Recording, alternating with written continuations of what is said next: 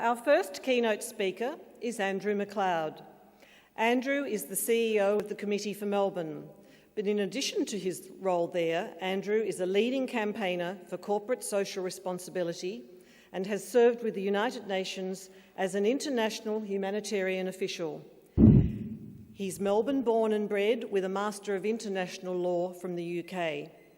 Andrew is an accomplished maritime law expert. He joined the International Committee of the Red Cross and earned the Humanitarian Overseas Service Medal for his work negotiating in Yugoslavia during the Yugoslav Wars.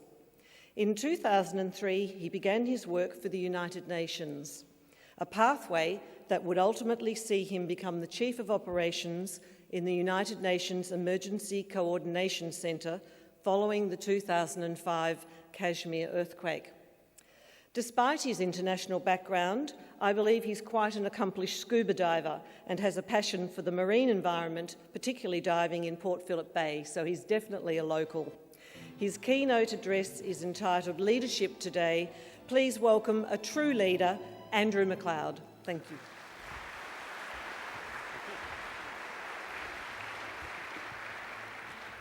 Good morning, everybody. Let me start by asking, where is West Footscray? You guys had a heck of a scream. I could hear you from back here. I thought, these guys, there's got to be at least 20 of them, but okay, 3 of you. Well done. It's always a great pleasure to come and speak to Rotary because you guys do show so much leadership around the world in what you do, in your families, in your communities, in our country, and on this planet. So I want to start off by saying thank you very much for having me come and speak with you this morning. The topic that I've been asked to talk on is leadership today. And I have 8 lessons in leadership that I wish to share. And they're not normal lessons, if you like. My view on leadership derives from Bertrand Russell, who said that only fools think they're always right. A wise person is always asking where they're wrong. And that, for me, is the most critical thing about leadership. Leadership and leaders need to have enough confidence in themselves to foster the environment where they are always questioned. Foster the environment in which your team can speak up and feels that they must speak up if they think you are wrong. We've all seen leaders who try to dominate and control and do not in any way rebut criticism. And where I first learnt this was from a guy named Brigadier Rowe. When I was a young officer cadet in the Australian Army, I was the president of my mess committee and I was hosting this brigadier around. And I said to him, "Sir, what's the worst thing about being a brigadier?" And he said, "Andrew, everyone wants to kiss my ass. No one wants to tell me when I'm wrong. Only a truly weak leader surrounds him or herself with sycophants. A truly strong leader is one who surrounds him or herself with people who will question and criticise and critique, not necessarily openly in public, but in the right forum and in the right way." So lesson number 1 for good leadership, in my view, is to create for yourself teams that feel comfortable in being able to assert a different view. When you agree collectively which way to go, that's the way you go. Lesson 2 is kind of linked to that. And lesson 2 is sometimes in leadership you have to choose between least bad options. Let me give you an example. During the Bosnian War, one of the ethnic group commanders would come up to Red Cross delegates and say, "See that village down there? We're going to ethnically cleanse it. Can you please bust the people out?" And the Red Cross delegate has 2 choices. He can either say yes to that local militia commander and save the people in that village and bust those people out. That would become headline news, and CNN all around the world would say the Red Cross is the tool of ethnic cleansing, and all of the commanders would give you a list of all the villages they now want you to cleanse. That's clearly not a good option. But if you say no, that commander just goes down into the village and kills a couple of 100 people to encourage the others to leave. That's also not a good option. But it doesn't matter how much you'd sit around and say, where's a third option? Academically, let me think of a good way out of this. There isn't. There is only 2 choices. You either bust the people out and become the tool of ethnic cleansing, or you don't, and a couple of 100 people in front of you will die. And leadership is very often about making that choice between least bad options rather than choosing a good option. And one of the most difficult things in that for leadership then is often getting confused between choosing a least bad option and being told you support something. Take the Iraq War. Many people now say the Iraq War was bad, but really? Was keeping Saddam Hussein in power a good idea? Well, no. Two very bad options there. Keep a dictator in power, invade his country. Neither of the options is good. But just because you support one over the other doesn't mean you think it's a good idea. Leadership lesson 2. Sometimes leadership is choosing between least bad options. Leadership lesson 3 is derived from that as well. And that is sometimes you just need to get on and do it. No paralysis by analysis. In the Pakistan earthquake relief, let me tell you what we were faced with. In 90 seconds, a magnitude 7.6 earthquake destroyed 500,000 homes, made 3.5 million people homeless. 8,000 kilometres of roads were destroyed, 800 hospitals and schools. 75,000 people were killed, 140,000 people injured, 6 weeks before a Himalayan winter was about to dump 20 feet of snow on top of all of these people.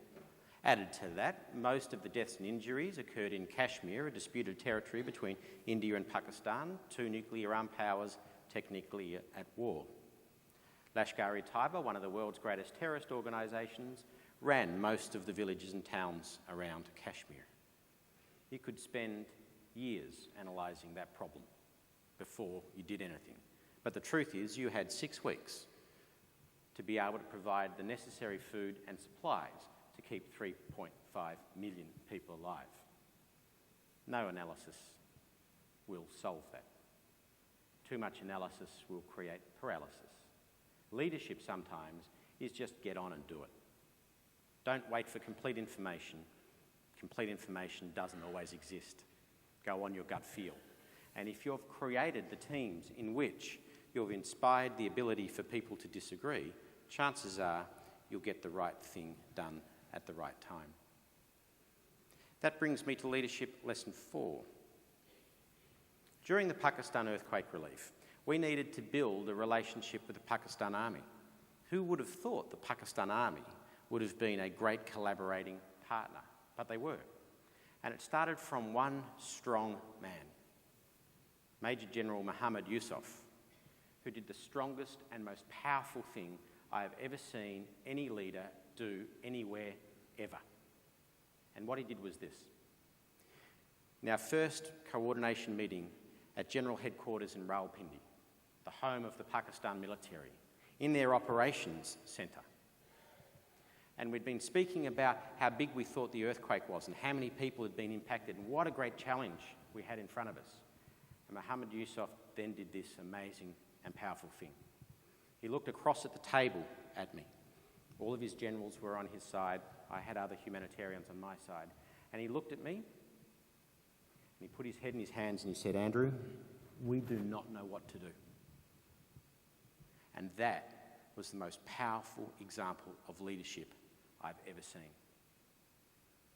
By admitting that weakness, by admitting he didn't know what to do, by admitting the scale of this disaster was outside of the scope of the Pakistan military. And remember, this was a military dictatorship. How much courage did it take in front of all the other generals to be able to admit to a whole bunch of foreigners, we do not know what to do?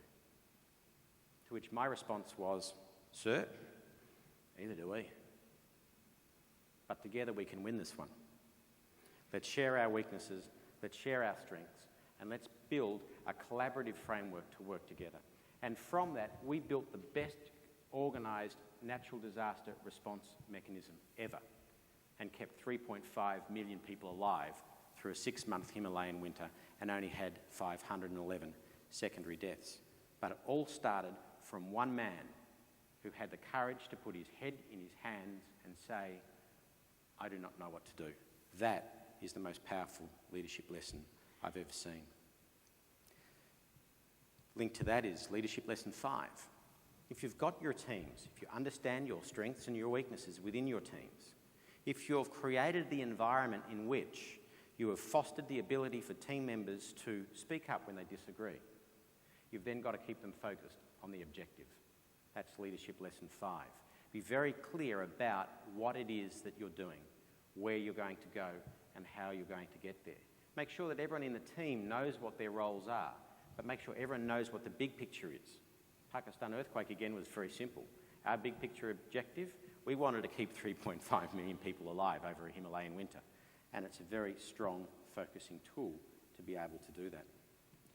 Leadership lesson 6.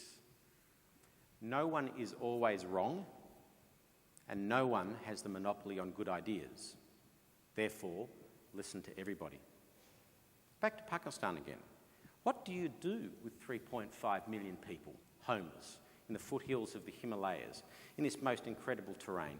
And let me set the scene. A lot of people remember the tsunami in 2004 as the biggest humanitarian response the world had to do. The truth is, it wasn't. Let me compare tsunami to Pakistan earthquake. A lot of people look at natural disasters and see how many people are killed and say, wow, this is a big or a small natural disaster. Let me be brutal and cold for a moment. Measuring a natural disaster by how many people are killed is a false measure because dead people don't need help. The survivors do. You measure the size of a natural disaster by how many people survived and how many people were injured. So the tsunami killed 198,000 people and injured 100,000. It made about 1.5 million people homeless over 6 countries in mild coastal terrain. The Pakistan earthquake killed 75,000 but injured 140,000 in remote Himalayan terrain threatened by the snow. The humanitarian burden of the Pakistan earthquake was twice that of the humanitarian burden of the tsunami. But the tsunami hit 6 countries. The Pakistan earthquake hit 1. The burden on that country was astonishing. How do you handle 3.5 million homeless people? We honestly thought we were going to need to use the army and force people down to lower terrain. Until one 21-year-old walked into my office and he said, Andrew, you're not using our brains. A young kid, an intern from one of the local universities. I said to him, of course I'm not.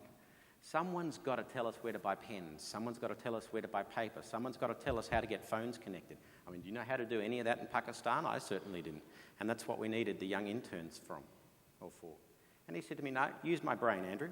I said, okay, Einstein, I want you to think about this. I've got 3.5 million people above 20,000 feet. 20 feet of snow is going to fall on them in the next 6 weeks. You figure out for me what we do with those people. And he came back the next day and he said, Andrew, I think I've solved it. I'm like, really?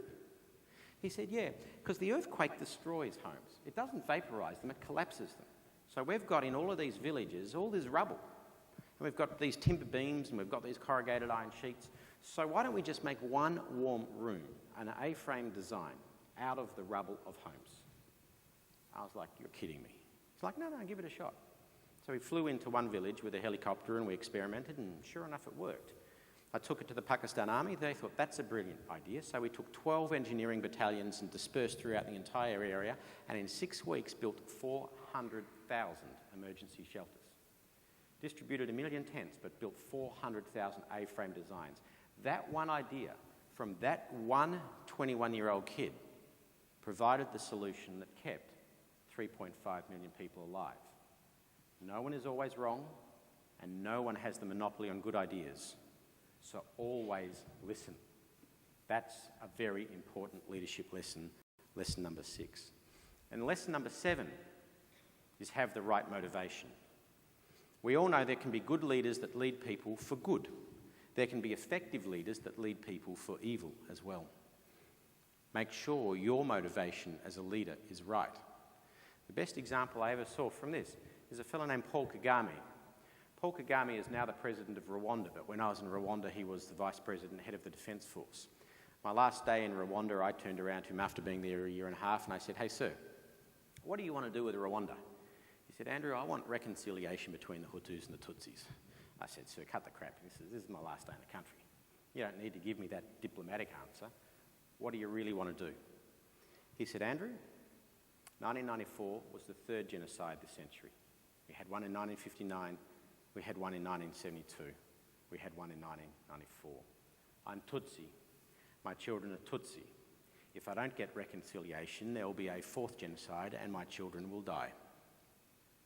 Powerful motivation, right motivation, correct motivation. Leadership is about having the right motivation about what you're wanting to do. Then the last lesson, Leadership 8, is this.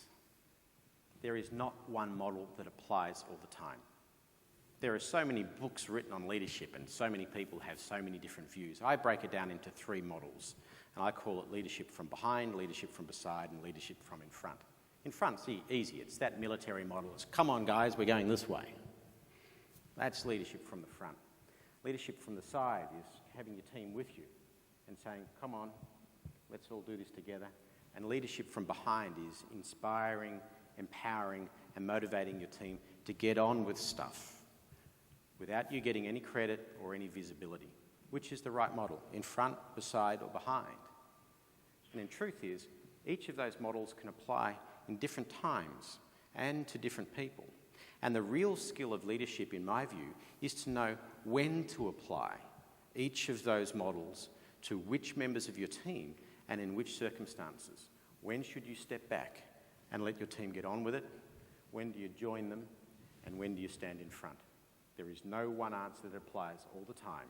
And the great skill, I believe, is understanding which one applies to whom and when. But if I were to summarise each of those 8 lessons and put just one at the very top, it's General Muhammad Yusuf. It's the ability, it's the courage, it's the strength, it's the confidence in yourself to be able to stand in front of your team or the people that you are leading and admit what you don't know and admit where you don't have the answers. And he put his head in his hands and he said, Andrew, I do not know what to do. That was the key golden moment that opened it up for all of us. Leadership is not about being right or being seen to be right. Leadership is about listening. Leadership is about bringing people in the right way for the right teams. And this is why I like Rotary, because the work that you do in your families, in your communities, in your nation and globally is really good leadership. Sometimes you take credit for things, sometimes you don't, but the things you do are good. So I wish you very well in your meeting this weekend, and I thank you for your time in listening to me.